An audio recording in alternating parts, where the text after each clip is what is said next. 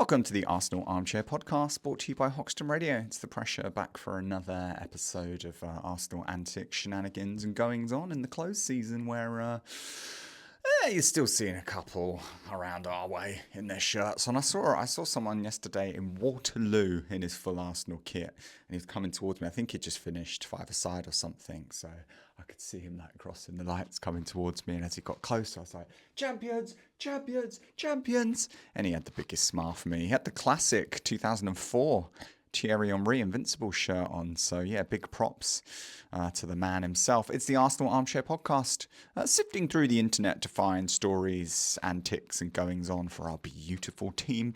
In the show today, Alessio Ruso wins an award. A new deal in the offing for Mikel Arteta to make him the most highly paid manager in the Premier League. A story coming out of the US. Some fans, or rather employees, are being paid $50,000 just to watch all of the 100-plus matches. Declan Rice got sunburnt this week. Seemed to be a big talk. In transfer news, Morgan Rogers to Arsenal from Aston Villa seems to be gathering a bit of steam. Our head of sport medicine is set to leave Arsenal. Plus, then we will leave you with news on the Arsenal quiz that perhaps you can get involved in a bit of downtime, and also then our friendly against Real Betis in Dublin this summer. Let's crack on with the awards then. Alessio Ruso has won the Arsenal fan-voted Women's Player of the Season award. It was Alicia's best ever in front of goal. She scored 24 goals in 40 matches in all competitions, which included an unforgettable hat-trick in March's North London derby, which saw the Arsenal beat Tottenham Hotspur 5-2 at the Emirates. At international level, Russo continues to be a regular for England and recently scored in a 1-0 win over Iceland during FIFA Women's World Cup qualifying. If you are an Arsenal women member or season ticket holder, it's time to renew right now. My mum has club level seats to watch the women's matches, and she's just renewed hers, and you need to do the same for yourself if you're getting back to see the mighty Arsenal in the season ahead. News circulating that Mikel Arteta, he's going to be awarded a new contract. Arsenal closing in on a deal to sign down our chief. He's reportedly on around £10 million a year. Is that a year? Yeah, per season. His current contract expires in just 12 months.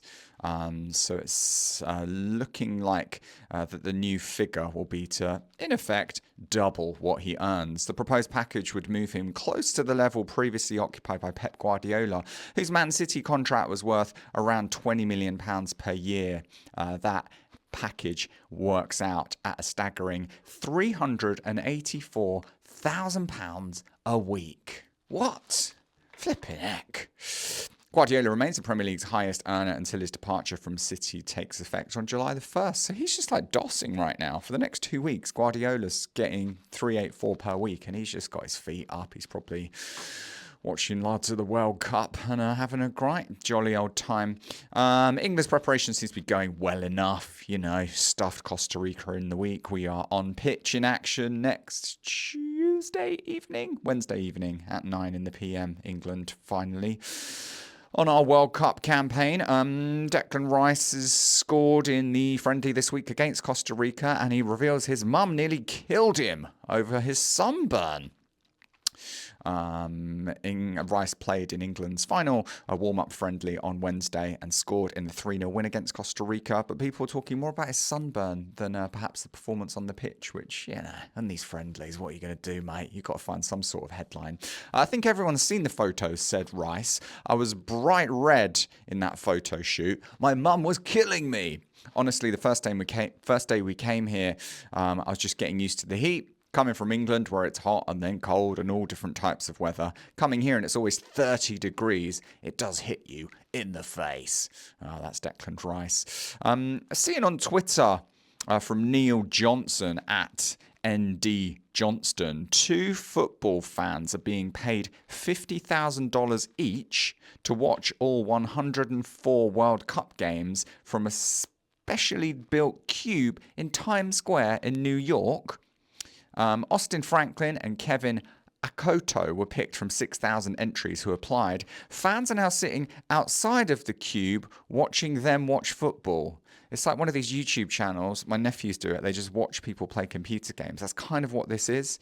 It's called the Chief World Cup Watcher. It's with Fox One and Indeed. And it's like it's a glass box. You can see there's big screens in there. There's massive armchairs. There's a football table. It's in Times Square. And people are just sitting around watching the people watching the football. It's so bizarre. Although I wouldn't mind that job for $50,000. This one's confused me. Like, England have bought other players to come and sort of be like morale boosters for their camp in the build up to the World Cup, which started last night as we go to press. Mexico winning 2-0 in their first game against South Africa. Ethan Nwaneri is one of these players that's like a morale booster.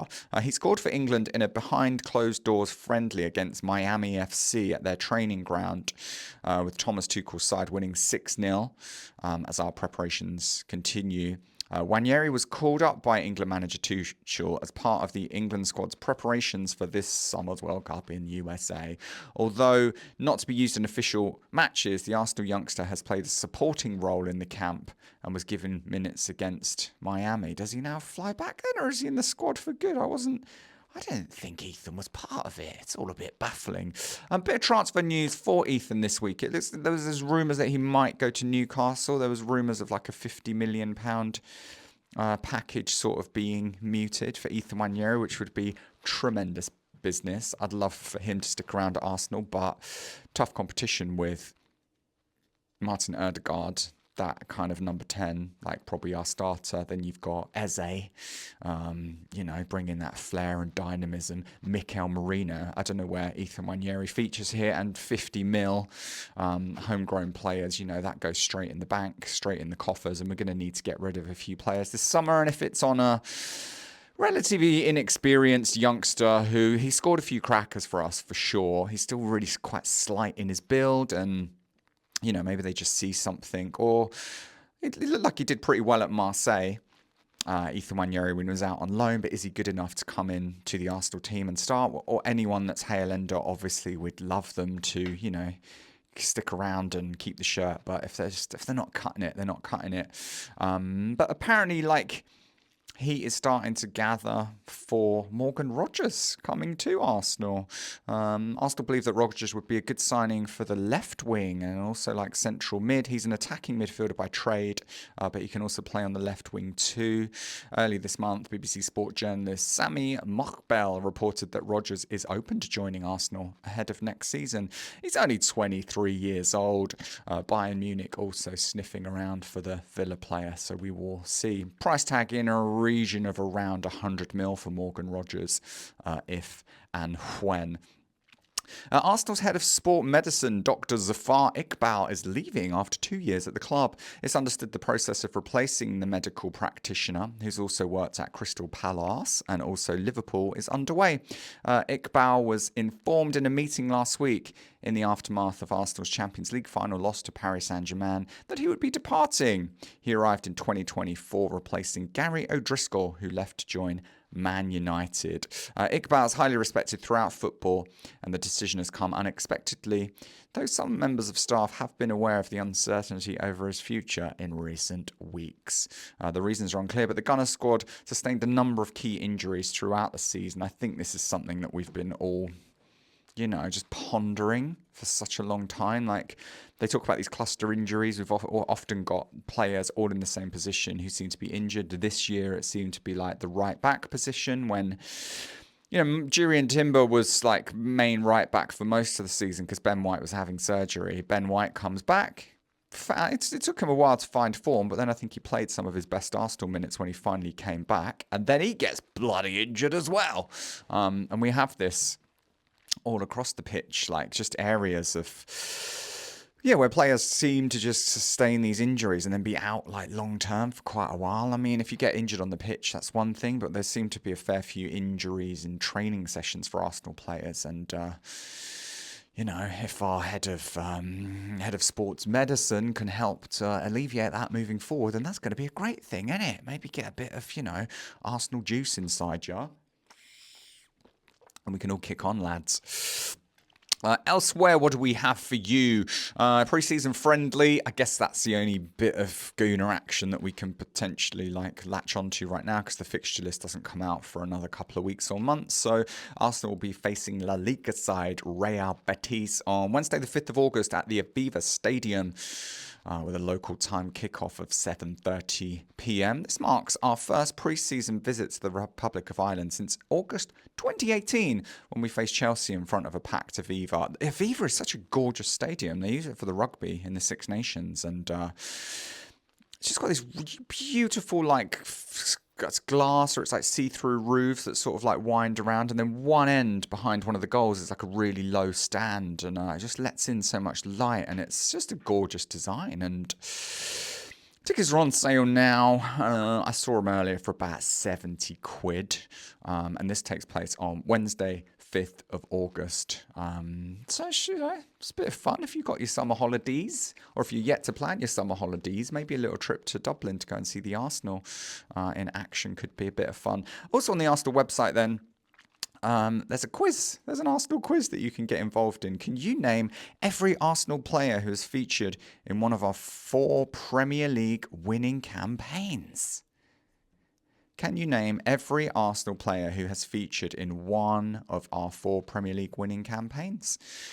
It's on the bottom of the Arsenal website. We'll put this in the bio to this podcast so you can have a little click through. If you just need a bit of just something to do in the office or at home while we're twiddling our thumbs in between matches and waiting for, just Arsenal news to come out. I could play a little quiz, see how we get along, compare notes next week. It's all going down there. Plenty of sort of transfer speculation, but do we really want to just get into that right now? It's so much hearsay, and with so many players at the World Cup, is anything really gonna, get signed now? I think we just sort of sit tight, wait, be hopeful. And I guess have a bit of fun watching some of the other ones, Real Madrid had a bid rejected for Julian Alvarez earlier this week. Manchester City had another bid rejected for Elliot Anderson from Nottingham Forest. These transfers way in excess of 100 mil. So maybe we just watch what the others are doing and have a little laugh at the moment, because surely anyone that we put a bid in to sign, if it's not already pre-signed already, they're probably going to say yes. So maybe we see some little bright spark at the World Cup, and maybe they're wearing one of our shirts next season. I bought another Arsenal shirt this week. I'm just starting my own little mini collection. It's the black one from a couple of seasons ago. It's the Africa styled black one. £10 on Vinted. I ride to work pretty much every day, and I ride in a gym t-shirt because it keeps me cool riding from Hornsey to Bethnal Green.